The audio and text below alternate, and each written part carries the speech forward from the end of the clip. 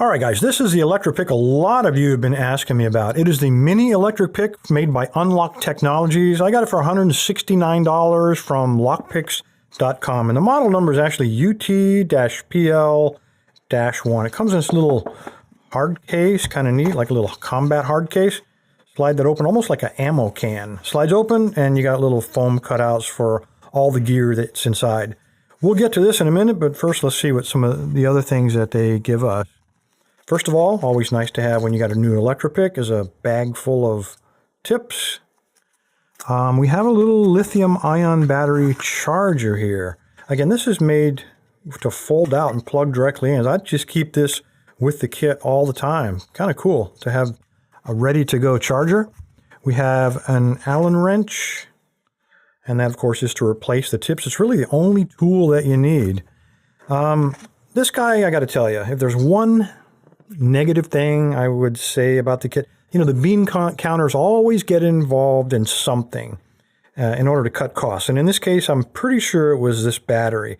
I've had not such great luck with ultra-fire batteries. They always overstate their capacity. They say this one is 3,800 milliamp hours, which I find beyond belief because based on the weight, I'm comparing it to a real known Panasonic 18650, and this one is rated at only 3,400 milliamp hours. This one's 1/3 of the weight. I just can't see that it would have that capacity. I will use this battery. I'll charge it, and I'll use it for the demo inside of this pick, though.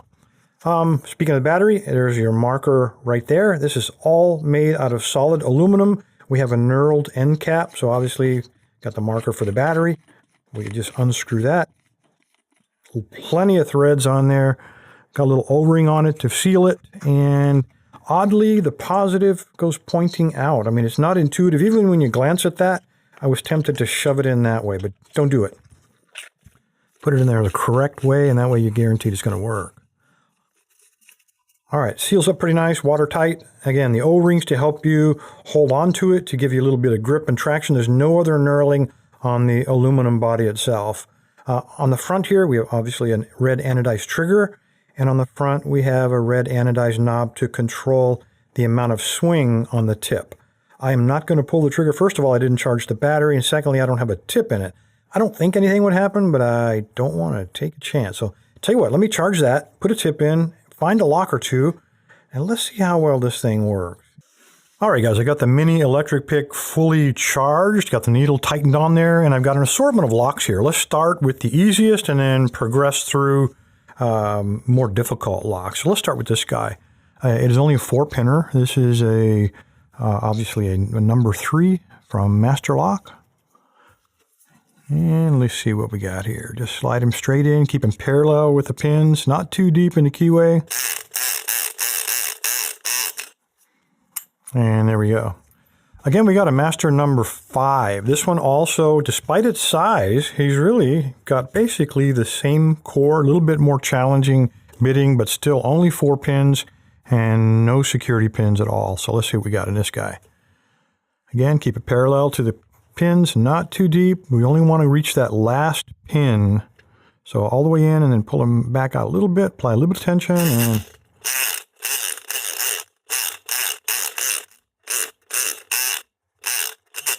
if we don't get it, we release tension, recock it, and then try it again.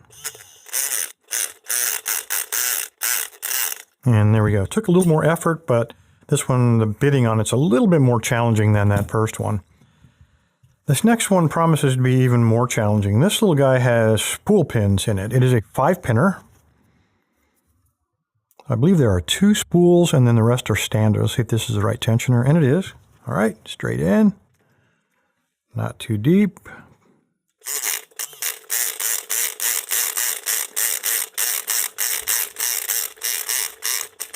I got a default set. I'm releasing the tension a little bit and trying to knock that spool in place, and there we go.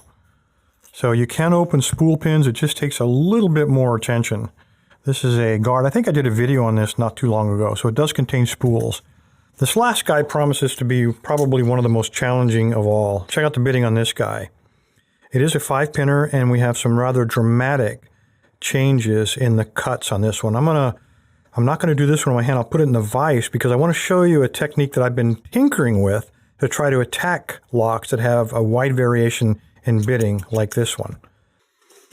All right, guys, I think you can imagine that with crazy bitting like this, keeping that needle perfectly straight and even with the pins is probably not going to work. And there's another reason it won't work, and that is because when I try to use bottom of the keyway on this guy, it binds up and seizes up the core.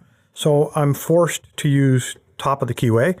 And were I to try to keep that needle perfectly level like that, that needle would actually be hitting our top of the keyway tensioner, never touching probably maybe those first two pins. So I'm going to modify the technique a little bit. And this is what I typically do on locks that have crazy bitting. If I've tried the level technique and I've had no luck, eventually I'll vary it and just use what I call the tip up technique. And what I'll do is I'm going to slide it in, activate the electric pick, and then slowly drag it out, basically allowing the tip of that needle. And you notice it moves more than any other part of the shaft. I'm going to allow it to attack those pins one at a time as I drag it out. And then hopefully if I keep the tensioning light, it'll basically single pin pick them. It'll electric pick them in place in sequence, just as we do when single pin picking. So let's give it a try.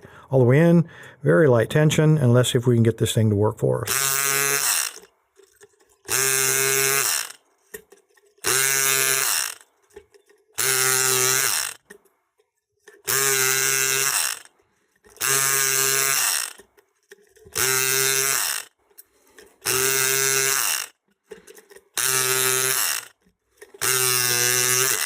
And there we go. Had to change up on the angles a little bit in order to reach those really high cut pins, but even with crazy bitting like this, electric picks are still a possibility. Anyway, guys, let's talk a little bit more about this thing. Let me move this out of the way, all this out of the way, and let's talk about the pros and cons of this.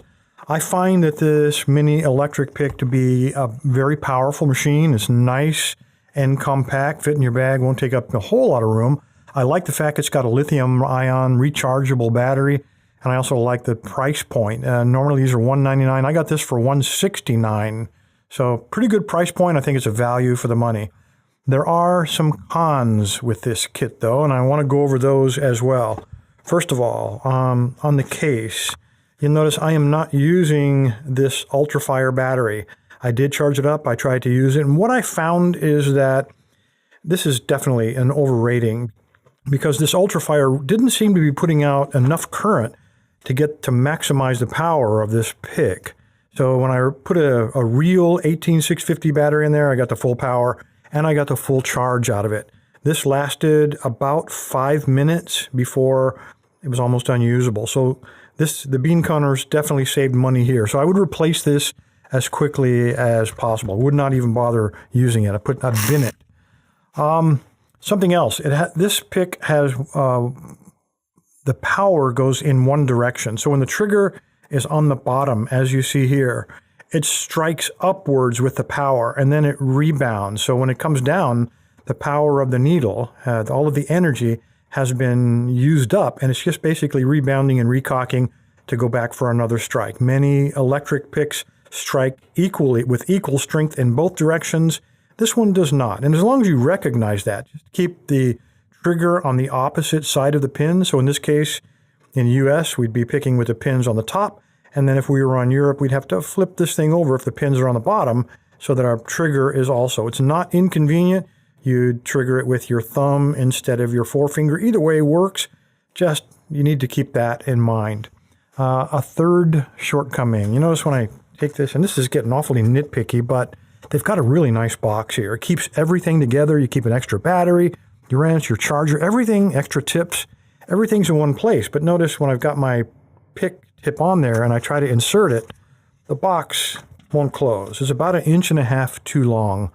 It really would have been cool if they'd done it. Now I'm basically forced to remove my needle to store it, and then every time I want to use my electric pick, I got to put the needle back in. So if they had thought ahead a little bit about ergonomics and how things are actually used in the field, they would have extended the length of this box about 1.5 inches so I could store it with a needle on it. Anyway, guys, there you go. The UT1 electric pick from lockpicks.com, $169. I'll put the link down there. And by the way, if you want to win this thing next week, I mean, that right there, there's the link.